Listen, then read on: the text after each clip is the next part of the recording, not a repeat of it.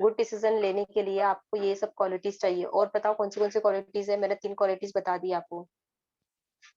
Risk taker चाहिए आपको, confident चाहिए आप में, और फ्लेक्सिबिलिटी चाहिए आप में। और कौन सी क्वालिटीज चाहिए?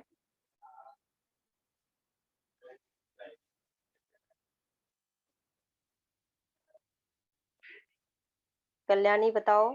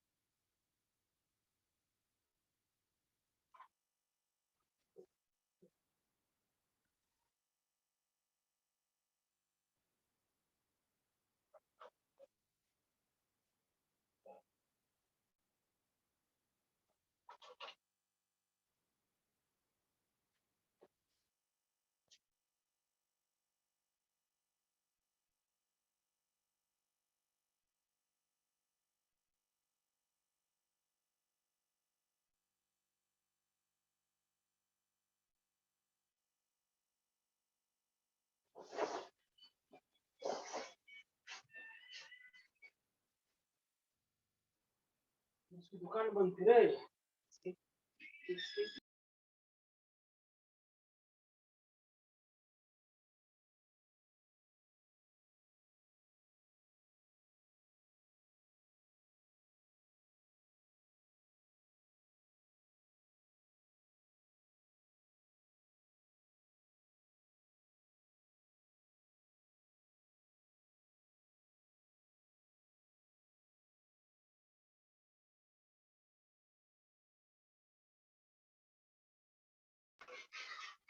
हेलो।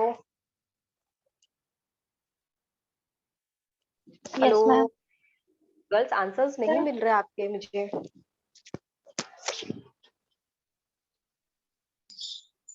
मैम क्वेश्चन रिपीट करो।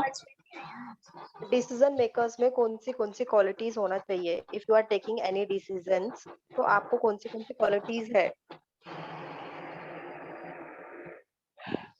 सेल्फ कॉन्फिडेंस होना चाहिए।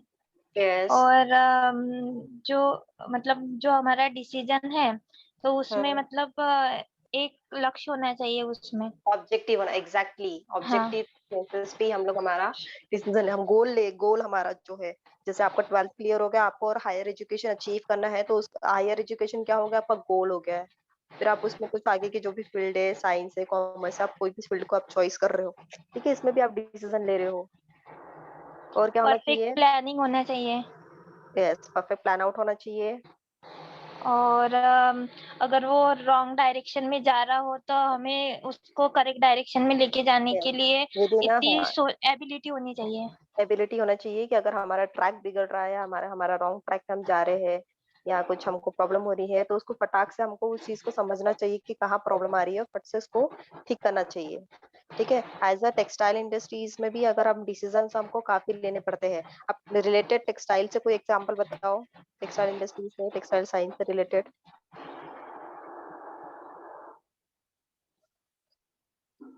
मैंने आपको टेक्सटाइल्स के काफी सारे एग्जांपल्स दिए हैं कि अगर आपकी टेक्सटाइल इंडस्ट्री है, या आप टेक्सटाइल के गारमेंट्स के आपको छोटा अपना ओपनिंग कर रहे हो, तो किस तरीके से आपको कौन से प्रॉब्लम्स आ सकते हैं, कौन से स्टेजेस में आपको डिसीजन लेने पड़ेंगे।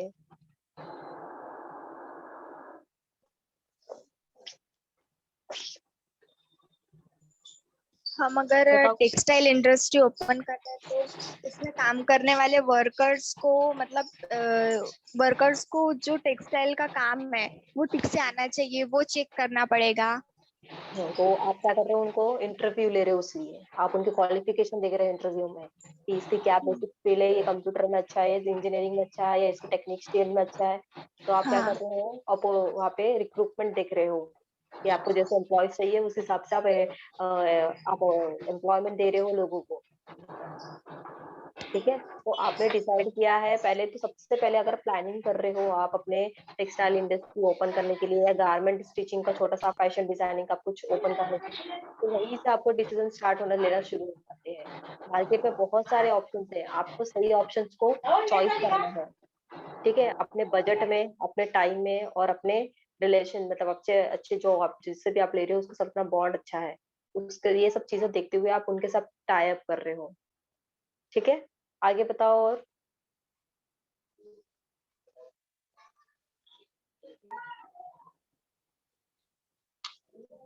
अगर हम कोई गारमेंट बना रहे हैं तो सबसे पहले हमें कपड़ा लाना पड़ेगा, फिर उसके बाद यस। में उसकी मेजरमेंट करना पड़ेगा, फिर कपड़ा कहाँ से उसमें लाओगे दीपाली? आप कपड़ा कहाँ से पता लगाओगे? आपको रॉ मटेरियल कहाँ से मिले? मार्केट से लाएंगे, दुकान से। यस, तो आप क्या कर रहे हो? आप जाके सर्वे कर रहे हो, आप जाके देख रहे हो पहले कि कहाँ कौन सा कपड़ा कितने पैसे का और कितने प्राइस का पड़ रहा है आपको, यस। ठीक है? तो दीपाली सबसे पहले जा रही है, सबसे पहले मार्केट में रॉ मटेरियल देख रही है कि कौन सा कपड़ा मुझे कितने रुपए का मिल रहा है, मुझे उसमें कितना पैसा और इन्वेस्ट करके उसको क्लॉथ बना के फिर मार्केट में देना है रिटर्न, ठीक है? क्योंकि आप पहले रॉ मटेरियल ही खरीद रहे हो। तो आपने 3-4 जगह ढूँढ लिया, आपने गुवारी ढूँढ लिया, आपने महल ढूँढ लिया, आपने मुंबई में देख लिया, दिल्ली में देख लिया।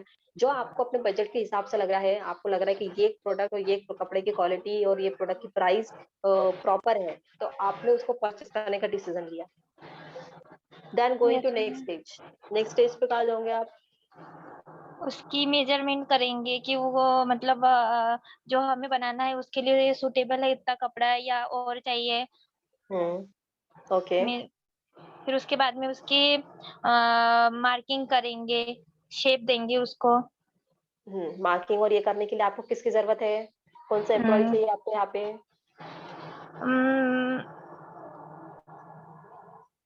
कौन-सा चाहिए? गर्ल्स आप लोग टेक्सटाइल पढ़ रहे हो, फैशन डिजाइनिंग कर रहे हो, आपको पता है कटिंग करने के लिए मार्किंग के लिए tailoring chalk tailor use. Tailoring chalk tailor की यूज करोगे, जो टेलर मास्टर्स होगा कटिंग एंड स्टिचिंग में आप उसको हायर करोगे यहाँ पे, ठीक है? आप इसको यहाँ पे ओके। हायर कर रहे हो, वो पूरे कपड़ों को क्लॉथ को प्रॉपर मैंने पूरा शेपिंग करके करके देन वो कटिंग के लिए जाएगा। तो आप क्या कर रहे हो? आप हर एक चीज में बेस्ट से बेस्ट रिसोर्सेज को चॉइस कर रहे हो, डिसीजन ले रहे हो कि ठीक है अब ये प्लेस में ये चीजें होंगी, ये का टाइम पे ये कपड़ा कटिंग करके इतने 12 से 3 2 बजे तक जितना भी टाइम का ड्यूरेशन है उतने बजे तक ये स्टिचिंग के लिए जाएगा, ठीक है? तो हर एक स्टेजेस में क्या हो रहा है, आपको क्या कर रहे हो?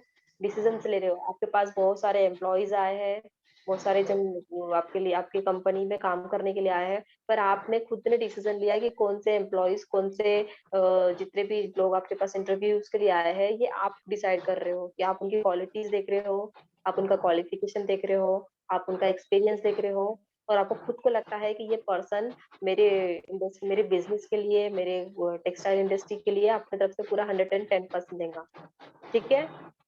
तो आप उसी हिसाब से डिसीजन लोगे, यस मैम। ठीक है? और बाकी कोई और बताओ बेटा, अनदर एग्जांपल।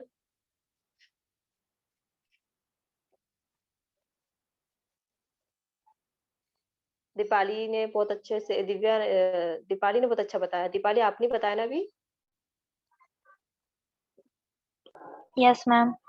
ओके, तो उसका क्लास में काफी अच्छे तरीके से अटेंशन था, क्योंकि जो मैंने उनको एग्जांपल दिया उन्होंने मुझे वही बताया है काफी अच्छे से।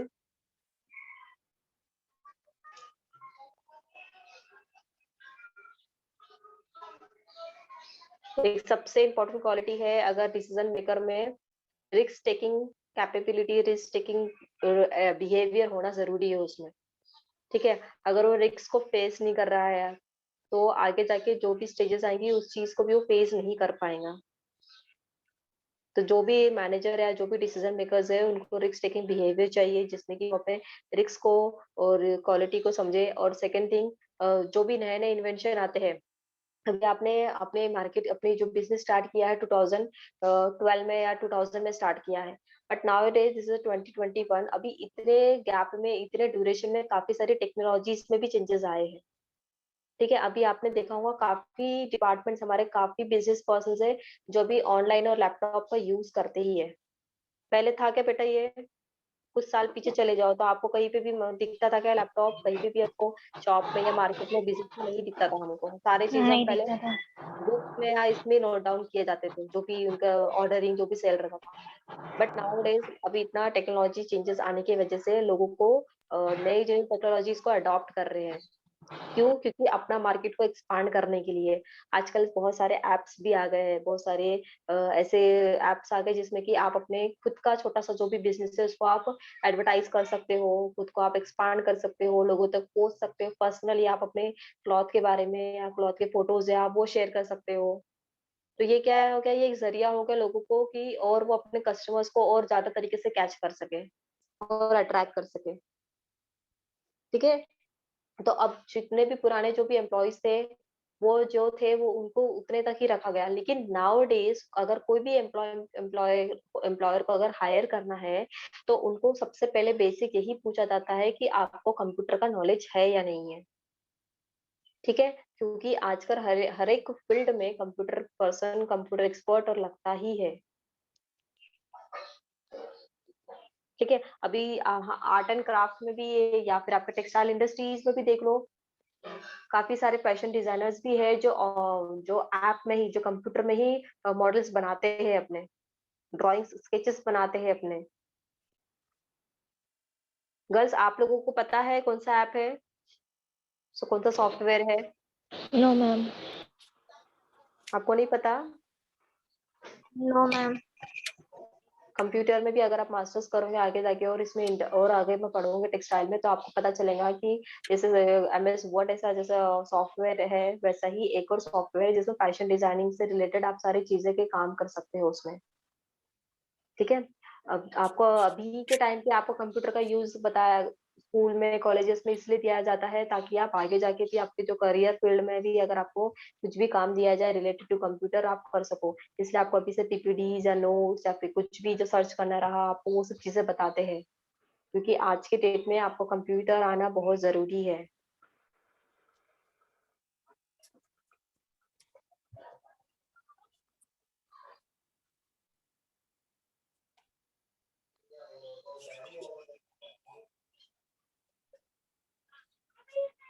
देखो, यहाँ पे एक डेफिनेशन बहुत अच्छी दी है डिसीजन की। Decision is an act of choice weather in an executive forms a conclusion about what must be done in a given situation. ठीक है, अगर कोई भी सिचुएशन में हमको क्या करना है और किस तरीके से उस सिचुएशन से या उस कंडीशन से बाहर निकलना है। A decision represents behavior chosen from a number of alternatives। और ये डिसीजन टेकिंग बिहेवियर हमको कहाँ से मिलता है? जब आप एक्सपीरियंस हो रहे हो, आप डे बाय डे बहुत अच्छे डिसीजन ले रहे हो, तब ये डिसीजन बिहेवियर्स आपके बहुत अच्छे नंबर ऑफ अल्टरनेटिव्स में से आप सबसे बेस्ट वाले अल्टरनेटिव्स को आप चॉइस कर रहे हो। मोस्ट ऑफ द पर्सन का बिहेवियर क्या होता है? सिर्फ और सिर्फ प्रॉब्लम्स को ही देखना। अरे यार ये यहाँ पे भी प्रॉब्लम है, मैं ये भी नहीं कर सकता। अरे यार वो भी प्रॉब्लम है, मैं कॉमर्स भी नहीं ले सकता क्योंकि उसमें मैथ्स है। मैं साइंस भी नहीं ले सकता क्योंकि उसमें टेक्निशियल है, उसमें बायोकेमिस्ट्री है। ठीक है, मैं आर्ट्स भी नहीं ले सकता क्योंकि इसमें हिस्ट्री है। ये जो बिहेवियर जो देखा जाता है, इसमें क्या आ रहा है? इसमें क्या कर रहा है पर्सन? सिर्फ अपने नेगेटिव नेगेटिव पॉइंट को ही देख रहा है, पर वो इसको पॉजिटिव तरीके, वो सिचुएशन को पॉजिटिव ही नहीं कर रहा है। ओके ठीक है, मैंने आर्ट्स ले लिया तो मुझे हिस्ट्री थोड़ा ज्यादा पढ़ना पड़ेगा, ठीक है पढ़ लेंगे। अगर मैंने कॉमर्स ले लिया तो मुझे मैथ थोड़ा ज्यादा पढ़ना पड़ेगा, मैथ्स की प्रैक्टिस ज्यादा करनी पड़ेगी, ठीक है वो भी कर लेंगे। अगर ऐसा बिहेवियर रहा आपके डिसीजन मेकर्स का या कोई लीडर का, या हमारा पर्सनल भी ऐसा बिहेवियर रहा, तो हम कोई भी डिसीजन को अच्छे से ले सकते हैं। ठीक है, समझ में आया था? Yes ma'am. And also decision makers में रिस्पॉन्सिबिलिटी टेकिंग बिहेवियर भी होना चाहिए, कि नहीं ऐसा हो गया कि आपने डिसीजन ले लिया और आपने बता दिया कि ये यही करना है, बट आपको टाइम टू टाइम जाके देखना है जो डिसीजन जो जो प्रोसेस आपने बताया है एम्प्लॉयज को, जो मैनेजर्स को, जो वर्कर्स को, जो आपने काम बताया है, वो उस तरीके से काम हो रहा है कि नहीं हो रहा है। ये टाइम टू टाइम जाके चेकआउट करना ये आपका काम बनता है। ठीक है, ऐसा नहीं है आप आ गए एक बार डिपार्टमेंट में, आप एक बार अपने अपने इंडस्ट्री में अपने ऑफिस में जाके विजिट कर लिया और एक डिसीजन ले लिया और उनको बता दिया। आपको फॉलो अप भी लेना जरूरी है। कि हमने जो डिसाइड किया था या हमने जो काम बताया था वो काम कहाँ तक पहुंचा है। वो काम का फीडबैक आपको टाइम टू टाइम लेना जरूरी है। ठीक है, तो रिस्पॉन्सिबिलिटी टेकर्स भी होना चाहिए।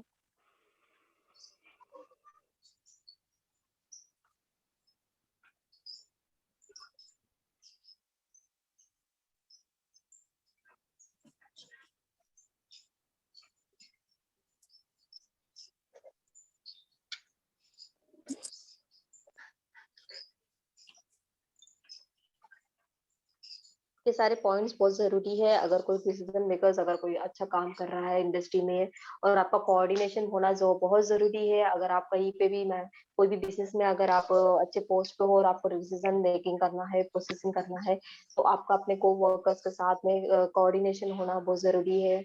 उनके साथ में कम्युनिकेशन, प्रॉपर कम्युनिकेशन होना जरूरी है। ठीक है, उससे क्या होगा कि जो आपके जो भी नीचे में जो को वर्कर्स है उनके साथ में बॉन्ड अच्छे होने से आपका जो भी काम है आपको बहुत करने में आपको बहुत इजी हो जाएगा।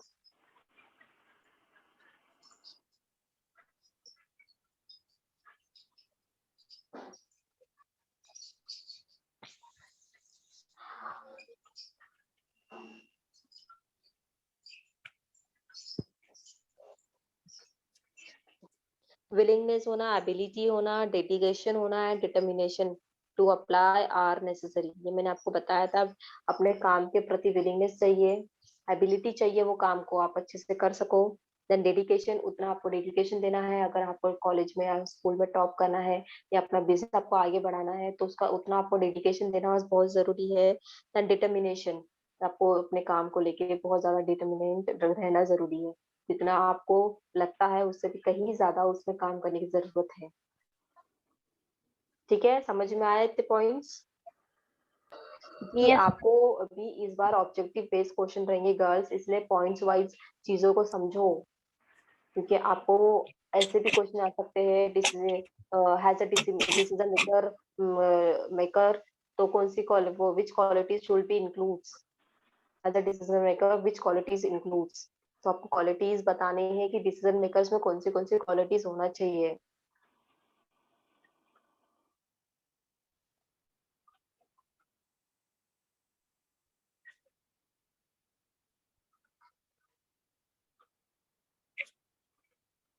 और कोई प्रॉब्लम है गर्ल्स इसमें? इसमें जो आपको अभी जो मैं नोट देने वाली हूँ, जो इसका इवैल्यूएशन रहेगा, तो आप जो इवैल्यूएशन में जो इनोवेटिव जो पॉइंट दिया है, और इनोवेटिव और डिसीजन मेकिंग का आपको प्रैक्टिकल में लिखना है।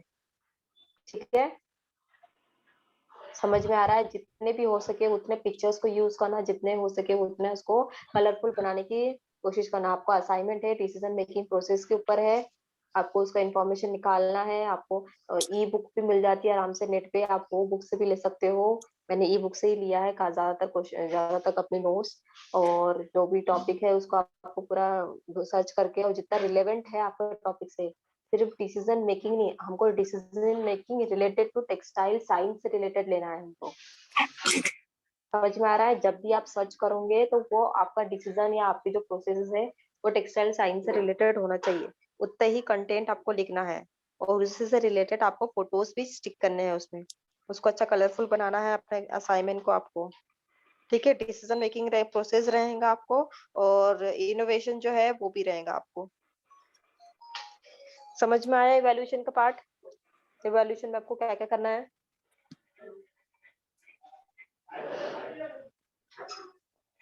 Hello, yes ma'am. कोई डिफिकल्टी है गर्ल्स? किसी को कोई टॉपिक नहीं समझा या कुछ?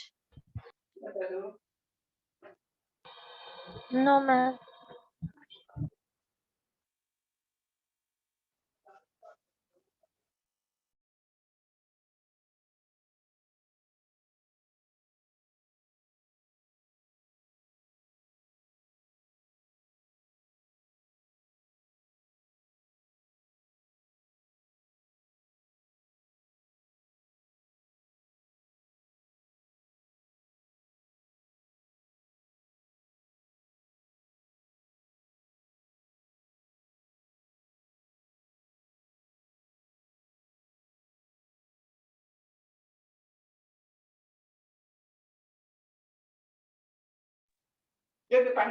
हेलो।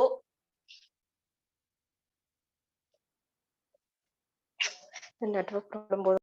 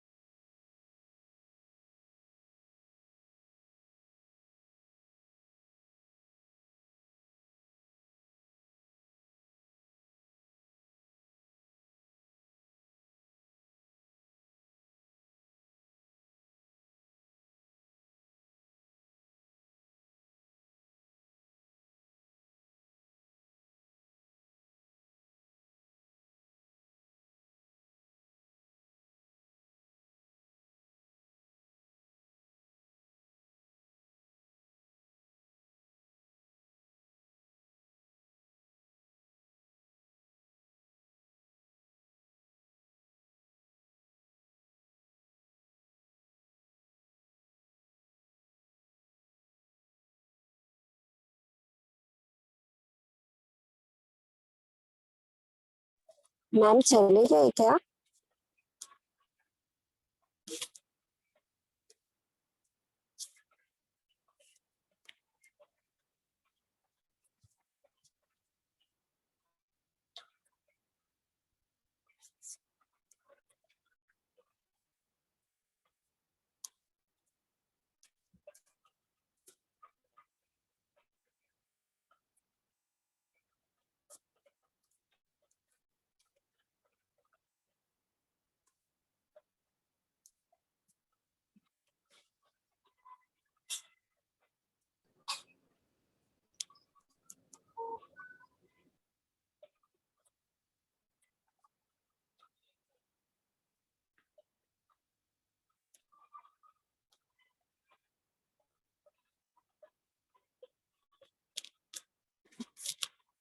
मैम चले गए लगता। सब बंद कर दो। हाँ चले गए।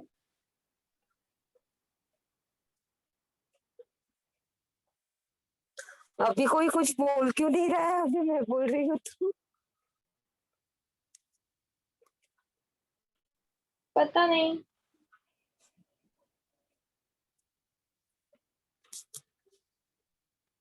सब लोग तो है।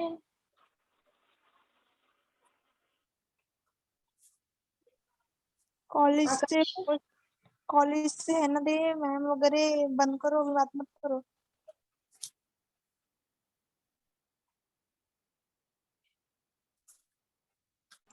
रिकॉर्डिंग होती